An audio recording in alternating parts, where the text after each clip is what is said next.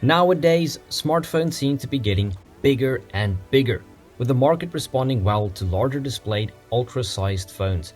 On the flip side of things, there are some size-saving offerings. Flip phones have been around for more than 5 years now, and they are starting to become a real feature out in the wild. In today's video, we take a look at the best flip phones in 2024. Let's get straight into this one. Starting off at number 5 with the Nubia Flip 5G. It boasts a sharp and unique design with those flat and slim sides and a centrally placed camera circle containing a screen.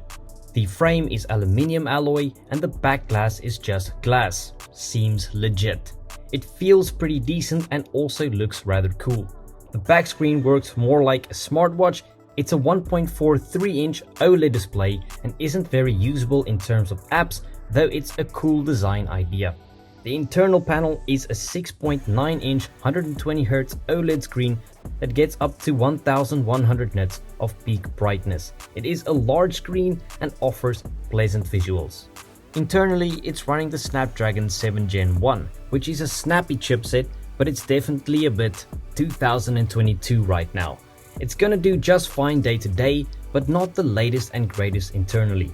It comes standard with 8 gigs of RAM and 128 gigs internally, and you can bump that all the way up to 12 gigs paired with 512 internally. The 50 megapixel camera is a little underwhelming. It's not terrible and will give good results in decent lighting, but as soon as things get less optimal, it falls apart. The 16 megapixel selfie cam will also do just fine and is fairly good with skin tones, but nothing special. The battery does offer some nice specs with a 4310 mAh capacity that will last an entire day without any issues, and you can get 50% of battery in 18 minutes with its 33 watt fast charging, which isn't bad at all. You can get it for around 600 big ones, which is the cheapest phone on our list and a pretty good value proposition considering it's a flip phone. Next up, we have the Motorola Razr 2024. This is simply an excellent value proposition. It's the budget-friendly version of the Razr Plus, and it delivers excellent specs all round, especially considering the $700 price tag to enter. It shares much of its design with last year's Razr Plus, with those rounded aluminium rails and vegan leather back. The external screen is now also a 3.6-inch Gorilla Glass Victus panel that wraps around the dual camera array. Talking about the screens, these are both AMOLED blazers. The outside screen gets up to 1700 nits of peak brightness and the internal panel reaches an eye-sweltering 3000 nits. The folding screen is a 6.9-inch 120Hz panel, and overall this serves up great visuals all around. Inside you get the Dimensity 7300X, which isn't going to smash any benchmarks, but it will be more than enough juice to get you through some light gaming sessions, and daily tasks will be a breeze. It's backed up by 8 gigs of RAM and 256 gigs of internal storage, a very good package all things considered. They have squeezed a 4200 mAh battery, which lasts pretty well, definitely gets you through the day, and you also get 30 watts of fast charging and also wireless charging. The cameras are pretty good too, with a 50 megapixel snapper on the back delivering nice details and colors and good lighting and holding its own in less fortuitous conditions. The 32 megapixel selfie cam won't let you down either. We love the overall package and what it offers at the price point. If you guys are enjoying the video, smashing the like button sure does help the algo.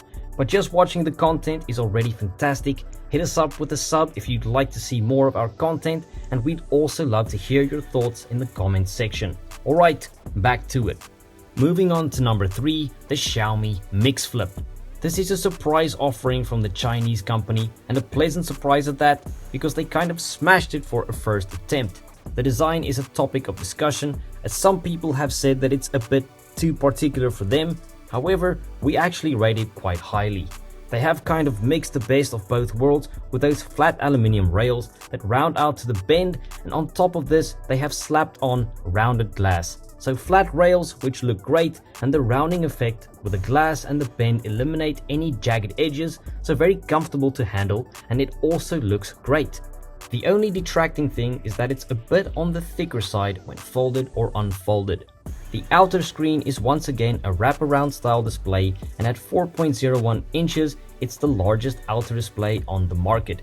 It's just barely the largest, and it won't really be something that you can notice, but it does deliver great usability, as you can run up to 200 different apps on it. It's a 120Hz AMOLED HDR10 Plus panel that peaks out at 3000 nits. It's a good looking screen. The inner screen also provides a stacked experience with a 6.86-inch 120Hz LTPO AMOLED HDR10 Plus display that also hits 3000 nits. These panels look stunning and provide plenty of visual delight.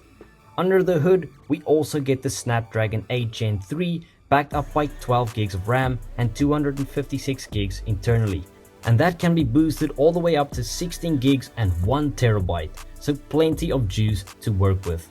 The two 50 megapixel cameras deliver great shots and video, with the Leica supported shooters delivering similar pictures and quality compared to the Xiaomi models such as the 14 and 14 Ultra, and that's quite impressive as those are excellent picture phones. The 32 megapixel selfie is also on the better side, a great camera setup that will not disappoint. They managed to get a 4780 mAh battery inside that easily lasts an entire day, and you get 67 watts wired fast charging, so juicing it back up will be snappy for sure. You can pick one of these up for around 1050 bucks. The runner-up for today's video, and I'm sure you guys have been expecting it to show up at some point, is the Motorola Razr Plus. Last year's model was a great success and loved by many, and this year at $1,000 it fires right back up the tier list and is well deserving of all the praise that it's received. They have kept the design very similar to the last model, a popular trend especially when companies find a winning formula. They have refined it a bit, but you still have those slim and rounded aluminium rails with a vegan leather back and a large 4-inch external wraparound display. In terms of water and dust resistance, you get IPX8, really nice to see. It's flashy but not too trashy, and we approve the look.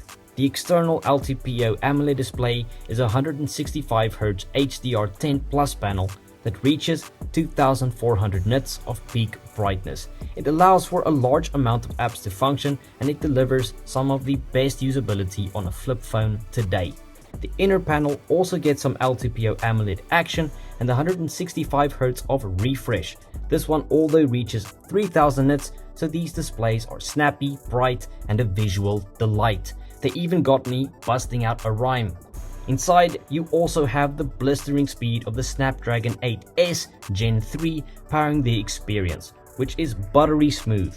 You only get one option on storage, which is 12 gigs of RAM and 256 gigs internally. It's a reasonable option, but we would have liked to see a 512 version as well.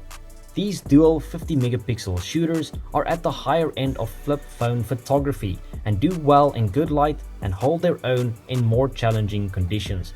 Just point and shoot or take a video and you'll pretty much like what you see. The Xiaomi is better for cameras, but it's not getting rocked. We like the cameras and are confident you will too.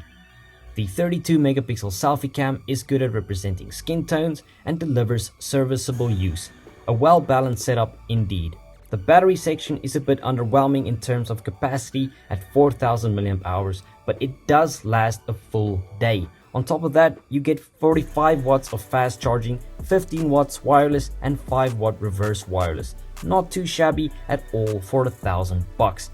At the pinnacle of flipping brilliance, we have the Samsung Galaxy Z Flip 6. In terms of design, it's basically indistinguishable from the Flip 5 except for the colorful camera rings. Well, it's also got a matte finish compared to the glossy one on the 5, the speaker grill is now a slot, and the colors are a little bit more, well, fun. It's more durable with an IPX48 rating, so for the first time it's not only water resistant but also dust resistant. They have also kept the outer screen the same as last year's model. It's a 3.4-inch 60Hz Super AMOLED display that peaks at 1600 nits. It is also integrated with a large number of Google and Play Store apps. It's not the best, but it's certainly more than usable and decent to look at. The bending screen is a 6.7-inch 2x 120Hz dynamic LTPO AMOLED HDR10 Plus display that peaks at 2600 nits. The material used on it is fancy new bendy glass, which is stronger and also reduces the crease compared to last year's model. Internally, you get the Snapdragon 8 Gen 3 for Galaxy combined with 12 gigs of RAM and 256 gigs internally, and you get a 512 version as well. There is a new vapor chamber cooling system that allows it to run cooler and smoother than any other flip phone, which means that it's going to perform very well. This combined with One UI and the full suite of AI wizardry make it the best experience that you can have on a flip phone. The battery size has also increased to 4000 mAh, although the 25-watt charging remains the same. You can also charge it up wirelessly at 15 watts. The battery lasts through an entire day without any issues.